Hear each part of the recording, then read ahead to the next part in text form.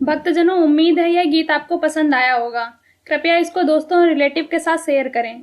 अगर आपको किसी भजन पर प्रस्तुति चाहिए तो कमेंट करें। हम आपके लिए इस चैनल पर उस भजन को प्रस्तुत करने का प्रयास करेंगे। अगर आपने हमारे YouTube चैनल को सब्सक्राइब नहीं किया है तो तुरंत सब्सक्राइब करें और बेल आइकन दबाना बिल्कुल ना भूलें। धन्यवाद।